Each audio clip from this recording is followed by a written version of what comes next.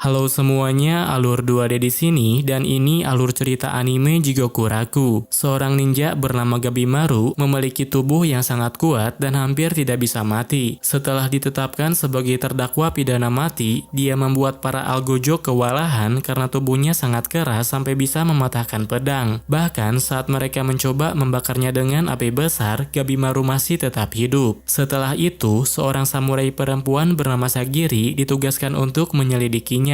Dia bertanya mengenai asal-usulnya dan mencari alasan kenapa Gabimaru tidak bisa dihukum mati. Ketika melihat proses eksekusi secara langsung, Sagiri dapat menyimpulkan kalau Gabimaru masih ingin hidup. Oleh sebab itu, dia ditanya apa alasan yang membuatnya bisa seperti itu. Gabimaru mengatakan dia adalah ninja terbaik dari Iwagakure. Dia diakui oleh kepala desa dan sudah dinikahkan dengan putrinya. Namun, sikap dan perilaku putrinya itu tidak sesuai dengan dirinya. Apabila terus seperti itu, dia khawatir jika kemampuannya suatu saat bisa tumpul. Namun, ketika Gabimaru mencoba keluar dari desa, dia dijebak oleh kepala desa dan ditangkap oleh semua bawahannya.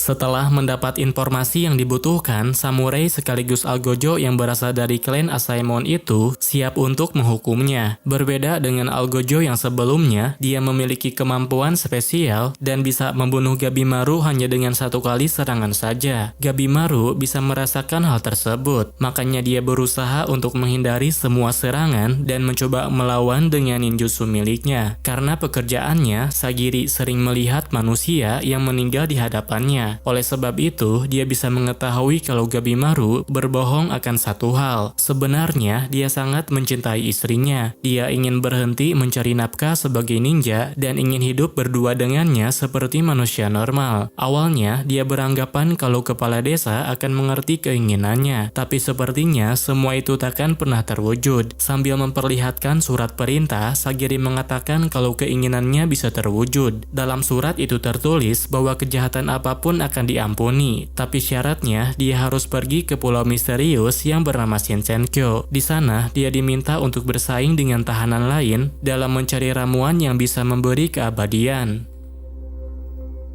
Suatu ketika, seorang pendongeng terpidana mati meminta untuk dipenggal saat dia bercerita. Ayahnya Sagiri menerima permintaannya. Dia menebasnya dengan sempurna tanpa menimbulkan rasa sakit atau emosi sedikit pun. Hal ini membuat Sagiri termotivasi untuk menjadi seperti ayahnya. Namun, sampai sekarang pun dia belum terbiasa dengan pekerjaannya. Setiap kali dia menghukum seseorang, dia memiliki keraguan dan takut akan menimbulkan penderitaan. Sebelum pergi ke Pulau Shinsenkyo, setiap tahanan terpidana mati harus melewati seleksi pemilihan. Para penjaga menjelaskan bahwa ada misi yang harus mereka kerjakan, yaitu pergi ke Shinsenkyo dan membawa kembali ramuan keabadian. Selama menjalankan misi tersebut, mereka akan didampingi oleh pengawas. Jika mereka melanggar aturan atau melakukan hal yang tidak-tidak, pengawas akan langsung memenggalnya. Selain itu, apabila mereka kembali tanpa pengawas, mereka akan tetap dijatuhi hukuman atau tidak akan dipulangkan dari pulau tersebut.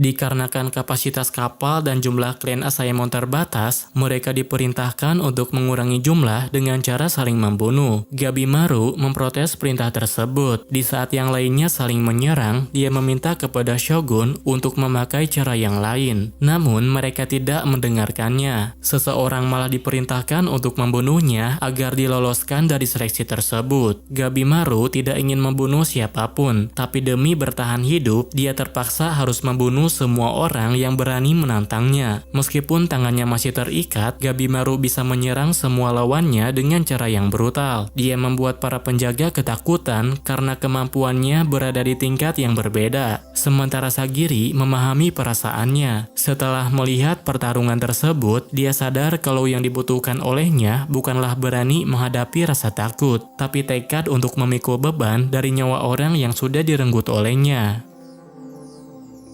Para penjahat beserta pengawasnya sudah mulai memasuki area pulau. Di sana, mereka menemukan ada banyak sekali tanaman dari berbagai habitat dan jenis yang berbeda. Setibanya di sana, Gabimaru langsung memutuskan tali ikatan. Sagiri tak bisa membiarkannya berbuat seenaknya. Dia memaksanya untuk tetap mengikuti aturan dan memakai ikatannya lagi. Kemudian, di saat Gabimaru mengikat tangannya sendiri, tiba-tiba ada penjahat lain yang menyerangnya. Penjahat itu dibiarkan tidak memakai ikatan dan diperbolehkan menggunakan senjata untuk membunuh penjahat yang lain. Gabimaru merasa kalau perlakuan terhadapnya tidak adil. Pengawas yang lain juga berpendapat kalau Sagiri itu terlalu kaku sehingga ditetapkan di peringkat terendah. Meskipun demikian, Gabimaru tetap mematuhi perintahnya. Dia bertarung melawan penjahat itu dalam keadaan tangan terikat. Meskipun tangannya terikat, tapi dia tetap bisa menang dan mengalahkan penjahat tersebut.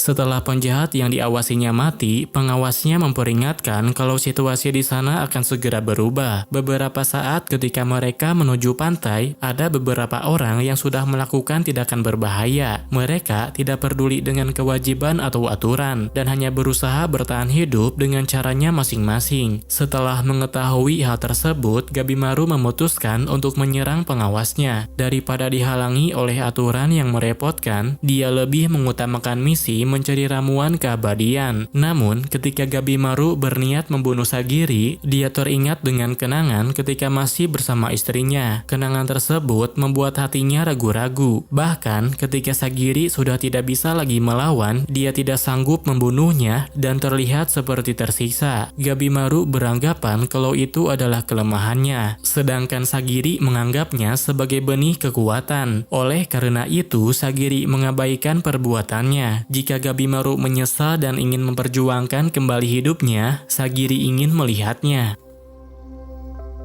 Ketika semuanya melanjutkan perjalanan, tiba-tiba muncul serangga dan makhluk aneh dengan penampilan yang mengerikan. Mereka terlihat seperti gabungan antara hewan dengan patung Buddha. Meskipun bentuknya tidak realistis, Gabimaru dapat menyimpulkan kalau makhluk itu sangat berbahaya. Oleh karena itu, dia sempat berpikir untuk kabur dari sana. Namun, dikarenakan makhluk itu sudah mengepungnya, dia memutuskan untuk fokus melawan dan tidak terlalu memikirkannya. Di saat Gabimaru sedang bertarung, Sagiri hanya melihatnya dari kejauhan. Dia kesulitan untuk melawan dan kebingungan dengan situasi yang sedang terjadi. Gabimaru tidak ingin memperdulikannya, tetapi tubuhnya bergerak sendiri seperti ingin menyelamatkan Sagiri. Untung saja ada orang lain yang bisa mengalahkan monster yang satunya lagi. Dia adalah Yuzuriha bersama dengan pengawasnya. Setelah itu, Yuzuriha mengajak mereka bekerja sama. Dia bersedia untuk berbagi informasi yang telah dia dapatkan jika Gabimaru mau bekerja sama dengannya. Meskipun menguntungkan, Gabimaru tidak bisa langsung memutuskannya. Selain tidak bisa dipercaya, dia merasa kalau mereka bekerja sama hanya buang-buang waktu saja. Yuzuriha tidak mau menyerah. Supaya Gabimaru mau bekerja sama, dia membeberkan banyak informasi yang telah dia dapatkan selama perjalanan. Pada akhirnya, Gabimaru menerima tawarannya. Meski tidak sepenuhnya bekerja sama, selama bisa saling membantu, dia tidak keberatan. Seorang samurai bernama Toma baru saja menyusup dan bergabung dengan klan Asaemon. Saat pertama kali mendapatkan tugas, dia memanfaatkan kesempatannya untuk membebaskan kakaknya yang ditahan. Keputusan tersebut membawa mereka masuk ke Pulau Shinsenkyo. Berbeda dengan Toma, kakaknya yang bernama Chobei itu sangat kuat dan mudah beradaptasi. Oleh karena itu, mereka berdua selalu berhasil bertahan meski mengalami kondisi terburuk sekalipun. Setelah berhadapan dengan berbagai monster di pulau, mereka semakin yakin kalau ramuan keabadian pasti benar ada di sana. Mereka yang pada awalnya terburu-buru kini telah mempertimbangkan untuk sedikit bersantai. Gabimaru sempat menyelidiki pulau tersebut, namun dia tidak menemukan sesuatu yang menjanjikan. Saat mencari bahan makan, dia malah menemukan banyak samurai yang berubah menyerupai bunga. Satu-satunya cara untuk mencari petunjuk ramuan keabadian adalah memeriksa ekologi monster yang tersebar di pulau itu. Mereka harus tahu di mana dan bagaimana caranya monster itu bisa hidup hidup di tempat tersebut. Kemudian di sore harinya, Genji memberi perintah kepada Sagiri untuk kembali ke daratan utama. Keterampilan berpedangnya memang luar biasa, tetapi hanya sebatas penguji pedang dan algojo saja. Genji merasa kalau Sagiri masih belum cukup kuat dan memiliki batasan sebagai seorang wanita. Pada saat yang sama, samurai bernama Tenza dan tahanan bernama Narugai berusaha kabur dari pulau itu. Dikarenakan tempat itu dipenuhi oleh monster, maka mustahil bisa keluar dari pulau itu meski memakai perahu besar sekalipun. Jumlah kapal yang kandas tak hanya berasal dari tahun itu saja. Kebanyakan kapal tersebut dikirim dari beberapa tahun yang lalu. Meskipun sudah ada banyak samurai yang menjadi korban, Tenza dan Narugai memilih untuk terus berjuang. Sebagai samurai sejati, Tenza bertekad untuk menyelamatkan Narugai karena dia bukan orang jahat seperti yang lainnya. Dia hanya korban samurai yang mencoba memusnahkan klannya. Setelah berusaha sekuat tenaga, mereka berhasil menemukan perahu untuk melarikan diri dari monster. Tetapi pada akhirnya, mereka malah kembali ke pulau itu lagi. Di malam harinya, Sagiri sempat berbicara dengan Gabimaru. Berbeda dengan Genji, Gabimaru menganggap Sagiri sebagai sosok yang kuat. Entah hati atau naluri yang mempengaruhinya, tapi saat di penjara, Gabimaru merasa kalau Sagiri lebih kuat darinya. Perkataan tersebut membuat Sagiri memutuskan takkan pulang meskipun senior Genji memaksanya. Ketika Genji sedang menasehati Sagiri, dia diserang oleh penjahat bertubuh raksasa yang bernama Rokurota. Serangan itu membuatnya langsung terpental dan mengalami pendarahan hebat. Gabimaru segera menghadapinya, sedangkan Sagiri mencari cara untuk menghentikan pendarahan Genji. Selain bertubuh besar, kekuatan fisik Rokurota juga melampaui kekuatannya Gabimaru. Oleh karena itu, dia minta bantuan kepada Yuzuriha karena tak bisa menghadapinya sendirian. Meskipun sama-sama ninja, Yuzuriha tidak berani melawannya. Dia malah membuat Gabimaru bertarung sendirian sambil menonton pertarungannya dengan santai. Untuk menghadapi raksasa seperti itu, Gabimaru mengeluarkan berbagai jurus yang dia kuasai. Tapi semua serangan yang dia kerahkan tidak ada yang mempan. Selain itu, bertarung dari jarak dekat sangat berbahaya. Jika serangan Rokurota mengenainya, dia merasa tidak mungkin bisa selamat. Di sisi lain, Genji menyerahkan pedang kepada Sagiri. Setelah melihat tekad dan keinginannya, dia takkan menyuruh Sagiri untuk lari lagi. Ketika Gabimaru hampir terkena pukulan, Sagiri segera membantunya. Meskipun tubuhnya keras dan sangat sulit untuk ditebas, tapi jika menyerang di antara celah tulang, Rokurota masih bisa dikalahkan. Oleh karena itu, mereka bekerja sama menyerang kakinya untuk menundukkan kepala Rokurota. Tapi cara itu tidak berhasil dan malah membuatnya mengamuk. Ketika Rokurota mengamuk, Gabimaru terkena serangan yang cukup fatal. Serangan tersebut membuatnya tidak bisa bergerak untuk menghindari serangannya lagi. Sagiri belum berpengalaman di medan perang, tapi saat keraguan di dalam dirinya sudah hilang, kemampuan berpedangnya bisa melampaui para ahli pedang. Namun, meski ilmu pedangnya bisa mengimbangi Rokurota, tapi dia belum menemukan celah untuk menebas kepalanya. Kemudian, Gabimaru menemukan cara ekstrim untuk melawannya. Dia menggunakan jurus api ke segala arah supaya hutan terbakar dan membuat lawannya keracunan asap. Dengan begitu, maka Rokurota tidak bisa berdiri sehingga Sagiri bisa menebasnya secara akurat. Toma dan Chobei bertemu dengan dua cewek cantik yang sedang bersantai di tengah hutan. Meskipun terlihat cantik, tapi salah satu dari mereka ada yang bisa berubah menjadi pria. Ketika para monster pergi ke tempat kebakaran, Gabimaru dan yang lainnya segera pergi ke arah monster itu. Di sana, mereka menemukan desa kosong dan bertemu dengan anak kecil. Gabimaru dan Sagiri langsung mengejar anak kecil tersebut, sedangkan Yuzuriha melawan makhluk tumbuhan yang melindunginya. Meskipun tubuhnya kecil, tapi anak itu punya kekuatan fisik yang berbeda dengan manusia biasa. Tapi ketika Gabimaru memojokkannya, anak itu malah menangis seperti anak manusia biasa. Makhluk yang menjaga anak tersebut memohon pada mereka untuk melepaskannya. Sebagai gantinya, dia akan mengantar mereka ke desa dan juga memberi informasi tentang ramuan keabadian. Gabimaru dan yang lainnya tidak bisa mempercayai perkataannya. Tapi setelah diberitahu kalau di sana ada pemandian, Yuzuriha malah bersemangat datang ke desanya.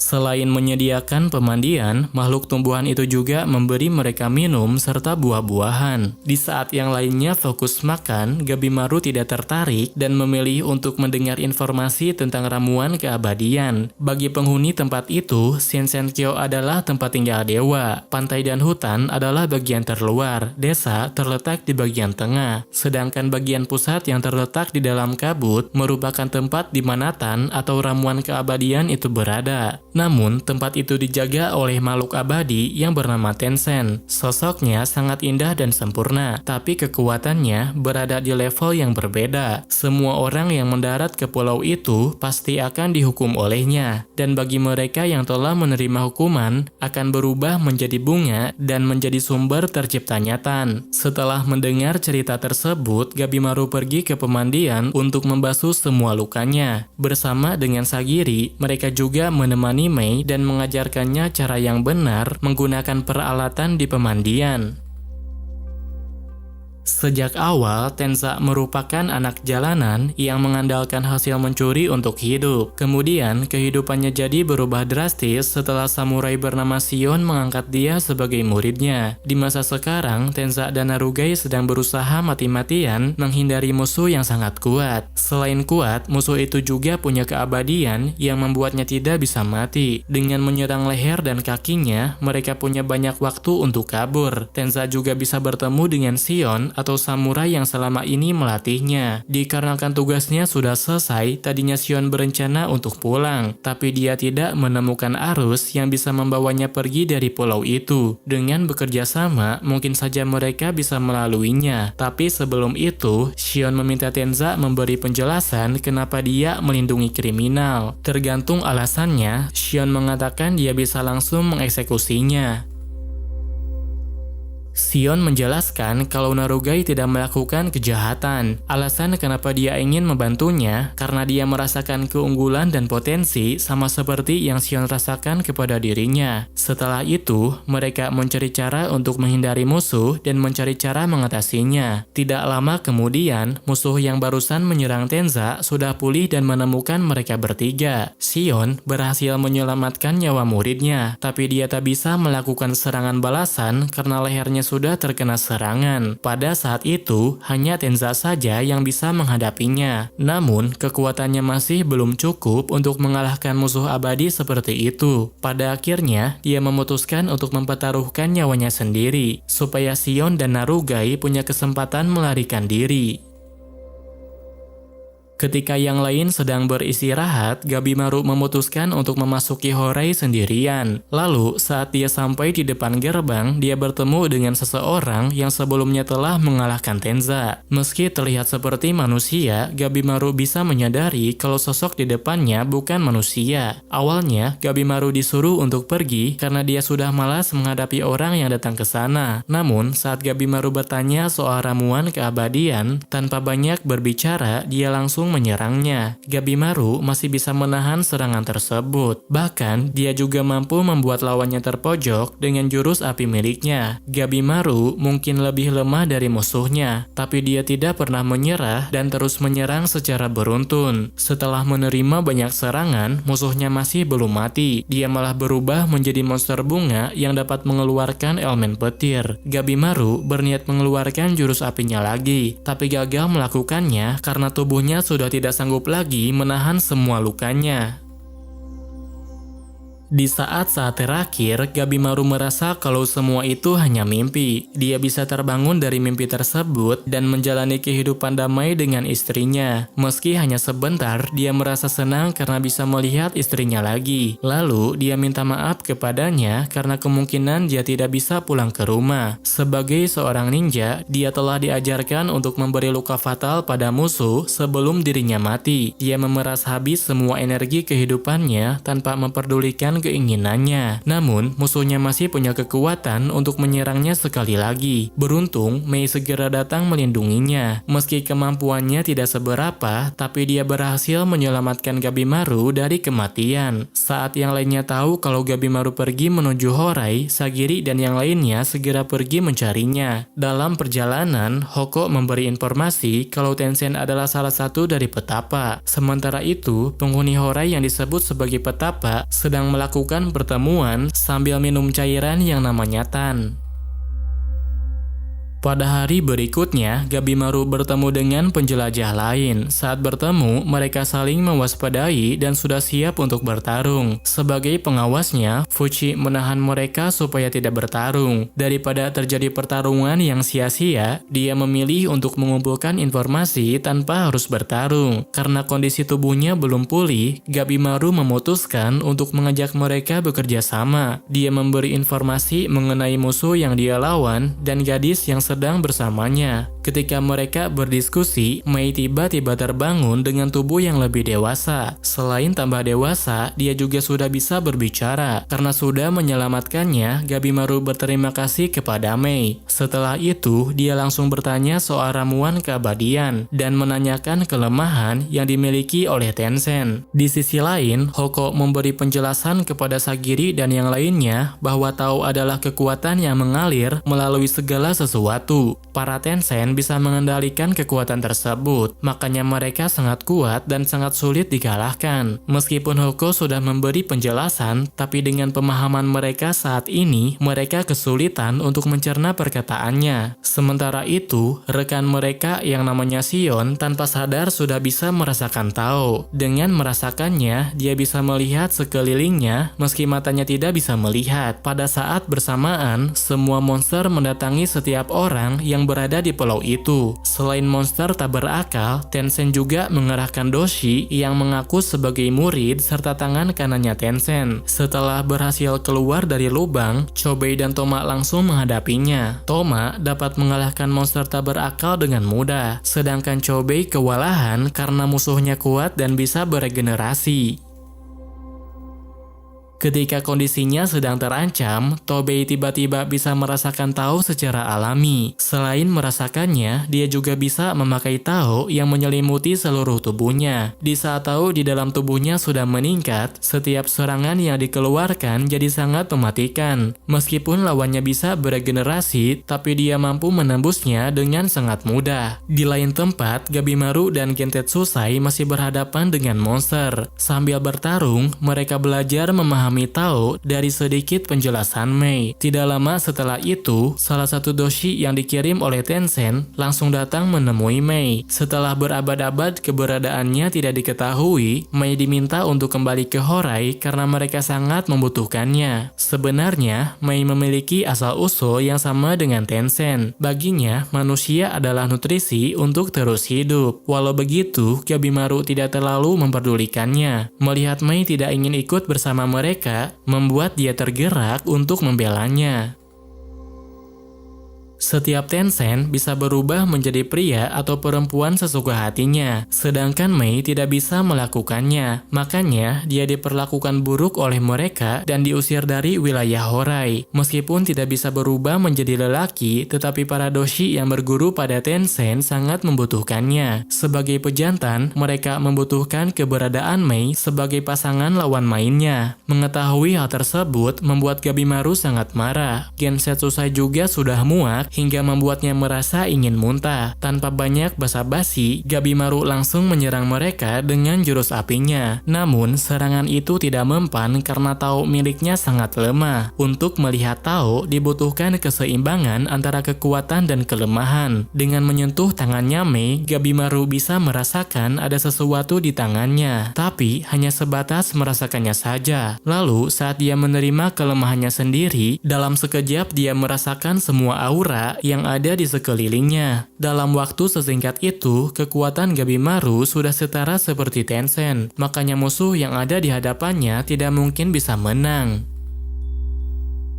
Kelompok Sagiri sudah sampai di dalam gerbang. Setibanya di sana, mereka langsung berhadapan dengan Tencent yang disebut sebagai Fukujukun. Dikarenakan manusia yang datang selalu menyebutan sebagai ramuan keabadian, Tencent itu memberitahu mereka kalau ramuan seperti itu tidak ada. Yang ada hanyalah nutrisi untuk makhluk tumbuhan seperti mereka. Hoko dan manusia bunga memang mendekati keabadian, tapi jika diminum oleh manusia biasa, mereka hanya akan berubah menjadi di pohon. Mengetahui hal tersebut membuat Sagiri sangat terkejut. Tanpa ramuan keabadian, dia khawatir jika Gabimaru takkan mendapatkan pengampunan. Kemudian, di saat Tenshen sedang lengah, Yuzuriha memakai teknik pergantian dan melakukan serangan kejutan. Serangan tersebut berhasil mengenainya, tapi ketika mereka akan kabur, Tenshen tiba-tiba bangkit lagi. Dengan melihat jurusnya, Tenshen bisa mengetahui kalau Yuzuriha bisa melihat Tao. Oleh karena itu, dia memberi tawaran untuk mengajarkan cara menggunakannya.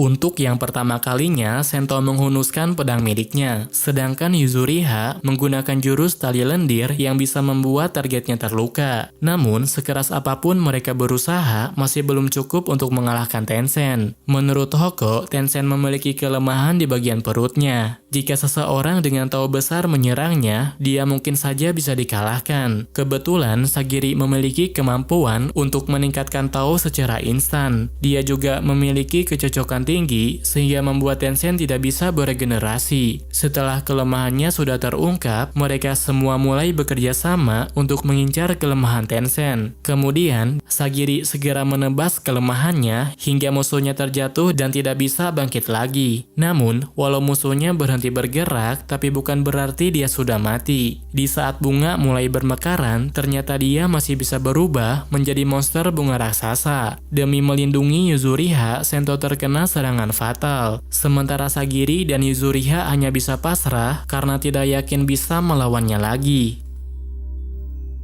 Saat monster bunga hampir menyerang, Xion segera datang ke sana untuk menyelamatkan mereka berdua. Sepanjang perjalanan, dia telah melakukan berbagai percobaan terhadap aura yang dikeluarkan oleh musuhnya. Dia juga sudah memiliki cara yang ampuh untuk menghadapi makhluk abadi seperti itu. Dengan mengendalikan aura dalam dirinya, maka setiap serangan yang dilakukan olehnya bisa melemahkan Tao milik musuhnya. Dengan demikian, maka kemampuan regenerasinya bisa melambat dan dia memiliki banyak kesempatan untuk menyerang titik lemahnya. Berkat arahan dari Senta, mereka berhasil membunuh monster tersebut. Namun, dikarenakan kondisi lukanya terlalu parah, Senta tidak bisa bertahan lebih lama lagi. Walau begitu, dia tidak punya penyesalan. Dia terlihat begitu bahagia saat bersandar di lengan orang yang sangat dia kagumi. Setelah urusannya sudah selesai, mereka memutuskan untuk segera menjauh dari tempat itu dan memilih untuk beristirahat di tempat yang lebih aman. Pada saat yang sama, Gabimaru dan kelompoknya sedang beristirahat di dalam gua. Saat itu, ada yang aneh dengan tingkah lakunya. Dia tampak sangat waspada terhadap orang-orang di sekitarnya. Ternyata, dia tidak bisa mengingat semua yang terjadi akhir-akhir ini. Bahkan, dia juga tidak bisa mengingat istrinya yang selama ini menjadi motivasi tindakannya. Satu-satunya hal yang dia ingat bahwa dirinya adalah ninja terbaik yang berasal dari Iwagakure. Di sisi lain, ketika Sagiri dan Yuzuriha sedang membicarakannya, Yuzuriha merasa ada yang aneh dengan asal-usul Gabimaru. Dikarenakan ninja memiliki kemampuan menciptakan ilusi, dia beranggapan kalau kisah masa lalunya itu hanyalah ilusi agar tidak berani menantang kepala desa. Mendengar perkataan Yuzuriha membuat Sagiri sangat khawatir. Walaupun dia adalah pembunuh yang keji, tapi Sagiri bisa merasakan kalau dia bukan orang jahat. Oleh karena itu, dia percaya kalau Gabimaru akan kembali hidup-hidup.